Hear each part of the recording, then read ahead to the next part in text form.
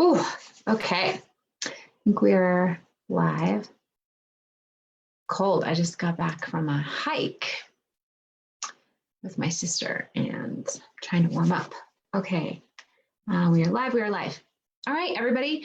It is Wednesday, and I promised you today that we would do the urge surfing tool for our challenge this week.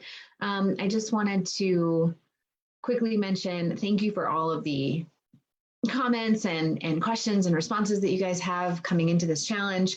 It sounds like a lot of you are loving it, doing really well.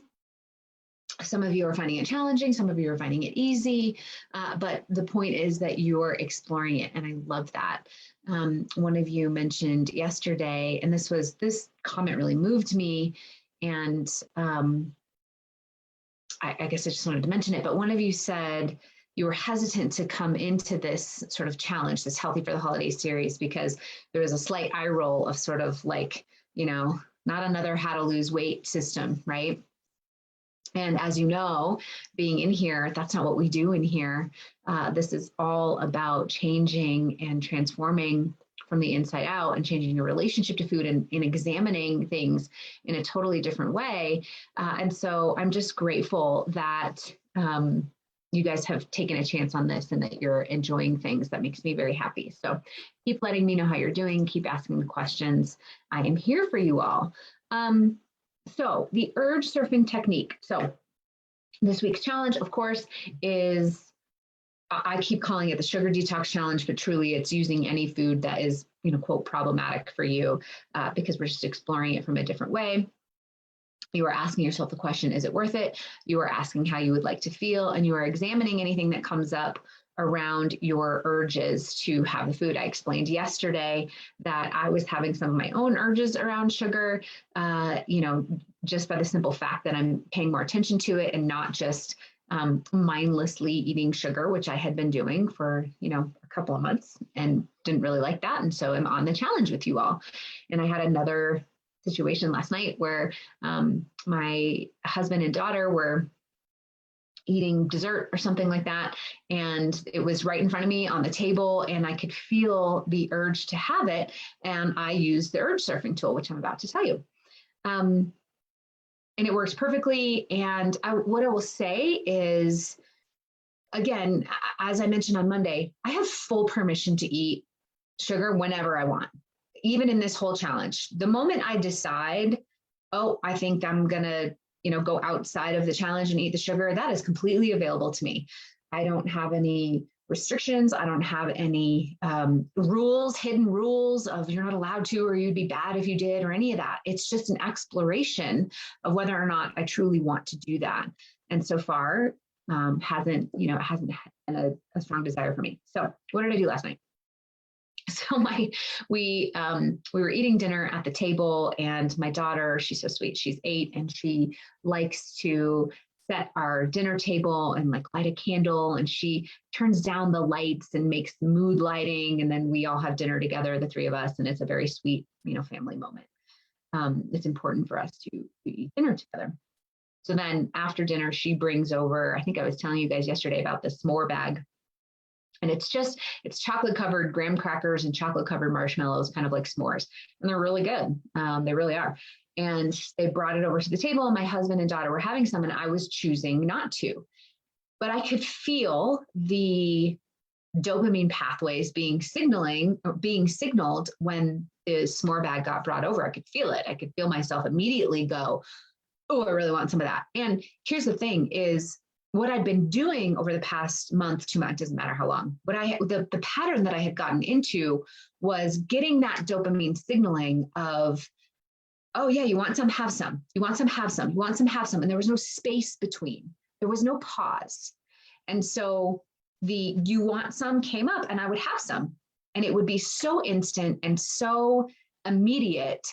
And then what happens when you start to get into that sugar is that you've got that firing and wiring. As I mentioned in videos before, it starts to mess with your signaling of satiety. It bypasses those natural cues to stop eating, and suddenly it becomes really tricky to manage your intake of that food without being really intentional about it, right? So if there's no space, if there's no pause between the dopamine signal, I want it, I eat it. If there's no pause, then once you're on that track, it becomes even more difficult to manage an appropriate amount of it and stop eating it once you have started eating the sugar. So in this challenge, the idea is to find the pause. And I used urge surfing yesterday. So the urge surfing skill looks like this, and it's exactly what it sounds like. And actually, I should just mention before I tell you, there is good research that supports that our urges, our cravings, crest like a wave. So they'll come on with this sort of dopamine signal, and the dopamine signal comes even from just the sight of food, right? So, oh, I see the s'mores bag that I like. I know I like that food. So bam, I'm signaled to have it. I haven't even tasted it. I haven't even smelled it. It's just the sight of it. And truly, we get signaled sometimes with just the thought of it. Okay. If we like it, we'll get signaled by dopamine to eat it, which is the thought of it. So, but what we think happens is that we're going to get signaled and it's going to get bigger and bigger and bigger and bigger and bigger. And we just have to eat it, right? And what really happens with a craving or an urge is that it crests like a wave. We get a dopamine signal. When we don't give into that signal in response, it comes back down the other side and the wave goes away. Here's the biggest mistake we make is that we get involved with the signal. We get involved with it and we start to react to the signal. Can I have it? No, you can't. Yes, you can. No, you can't. Yes, you can. No, you can't. And in that way, we give attention to the signal and the signal grows. So urge, the tool of urge surfing is to increase that pause so that you start to separate yourself from the signal and not get involved in it. So for example, yesterday when the s'mores came, I got the signal, I could feel it. Oh, you want some? Now, if I had gotten involved in it, it would sound like, oh, but you're not supposed to, you're doing this challenge. Yes, you can have just a little. Oh, and then your mind comes in and says, oh, but I'm not really allowed to have sugar. And then the dopamine signals again, no, really, just have a little bit. Oh, but I can't. Yes, you can. No, I can't. Yes, you can. And it will keep signaling. And the more attention you give to it, the more it will signal. But if you can increase the space between the pause and not give attention to it, not put focus and energy into the signal, it will crest like a wave and it will leave. And they have research to support this.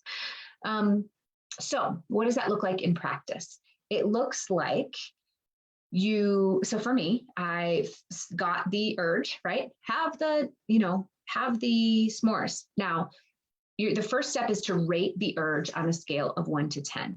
And that's just a noticing. How high does this urge feel in my body right now? That's the first step in sort of separating from the urge. Oh, I'm noticing an urge in my body.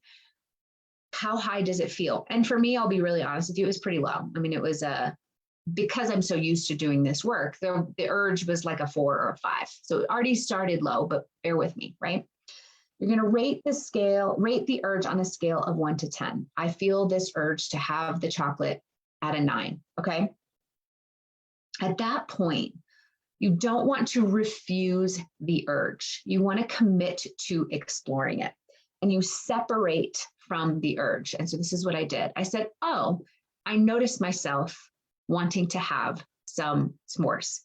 I keep saying s'mores because that's what they're called. It's this little like bag of chocolate, whatever, it doesn't matter, s'mores. You rate the urge on a scale of 1 to 10. Separate yourself from the urge. Commit to not refusing the urge. You don't need to push it away. Don't be here. I don't want that. Go away, urge. That's getting involved with it. So commit to not refusing it. Commit to exploring it. Interesting. I notice I'm having an urge right now. That helps separate you from the urge. This increases your pause, right? I notice I have an urge. It's a 5. I'm going to separate from the urge. I notice myself having the urge. I am the thinker of my urge. I am the observer of my urge, right? You're separating yourself from it. And then I want you to just commit to sitting with the vibration. What does it feel like? Commit to sitting with it. So you're not trying to push it away. You're not trying to tell it no. You're not trying to, rationalize or barter with how much you can have and just a little and no, I can't, no, I should. You're not getting engaged at all. You're just sitting with it and see where you feel it in your body. Does it feel hot? Is it in my mind? Is it in my belly? Is it in my chest? Do I get anxious, right? So people who have significant urges will have some somatic symptoms. Sometimes they will have heart palpitations, or they might feel sweaty, or they might feel anxious or agitated when the urges are big. And it's for another day. I won't go into why that happens, but just notice it and commit to sitting with the urge as long as you're willing. And the more I sat there and watched them eat the chocolate and didn't eat it myself, I wasn't engaged with it. I wasn't fighting with it. It was just a sitting. It was just an observing. It was just a noticing. And my desire for it sort of started to fade, right? And what I allowed to come to the surface was, feels really good to end my meal here and not end it with having possibly overeaten something I didn't feel like eating, or leave my meal with the feeling of like the chocolate in my stomach, or, whatever it is. It feels really good to end my meal here. And I let that rise to the surface. And I didn't get involved with I can't, you should, you shouldn't. How much? Can you have 5 pieces? Can you have 1 piece? I didn't get involved in any of that stuff, right? And then the urge came back down the other side. But if you are, so I've got my urge surfing over here and I'm reading from it, but after you commit to sitting with the vibration, where is it? How does it feel? You want to just observe the emotion. I am the feeler of this emotion. I am the one feeling like I'd like to have some chocolate right now. And if you can hear the slight difference in there, instead of saying, I want some chocolate right now, saying, I am the one observing myself wanting to have some chocolate right now. You separate from that urge. You disconnect mentally from a neural pathway standpoint from that urge, and it starts to dissipate and become less strong.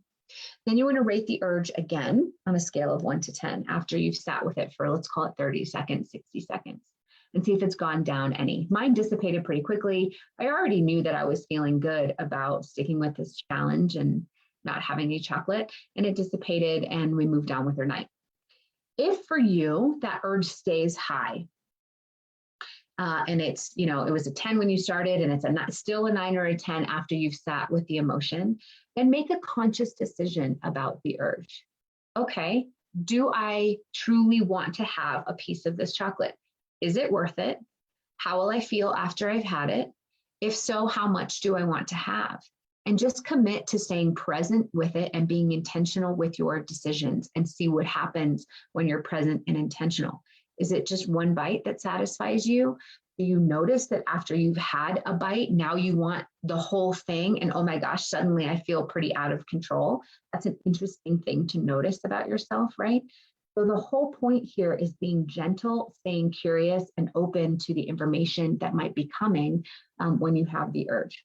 Let me just review it really quickly. Urge surfing. Rate the urge on a scale of 1 to 10. Disconnect from the urge. Do not refuse it. Do not start bartering with it or putting in rules around it. Commit to being curious. Separate from the urge. I am the observer of the urge. I am the person who is feeling this urge. I notice that I have this urge, right? Separate from it.